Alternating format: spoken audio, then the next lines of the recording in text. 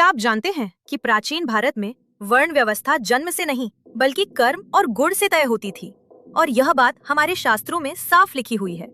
भगवत गीता में भगवान श्री कृष्ण कहते हैं, चातुर्वर्ण्यम मया सृष्टम गुण कर्म विभागशः, यानी समाज के 4 वर्ण गुण और कर्म के आधार पर बनाए गए थे, जन्म के आधार पर नहीं।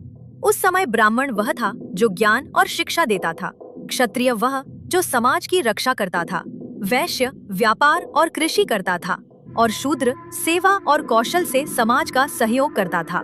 इतिहास में ऐसे कई उदाहरण मिलते हैं जहां यह व्यवस्था जन्म से नहीं बल्कि कर्म से जुड़ी थी। जैसे महर्षि वाल्मीकि जिन्होंने रामायण की रचना की और वेद व्यास जिन्होंने महाभारत लिखा, दोनों को उनके ज्ञान और कर्म से सम्मान मिला। समय के साथ समाज में बदलाव आया और धीरे धीरे कई जगह यह व्यवस्था जन्म आधारित बनती चली गई, जिससे भेदभाव और गलत धारणाएं पैदा हुईं। लेकिन प्राचीन ग्रंथों में मूल विचार यही बताया गया है कि मनुष्य की पहचान उसके कर्म, ज्ञान और चरित्र से होती है, न कि जन्म से। अगर आप भी कर्म और धर्म के मार्ग में विश्वास रखते हैं तो कमेंट में जरूर लिखें जय महाकाल।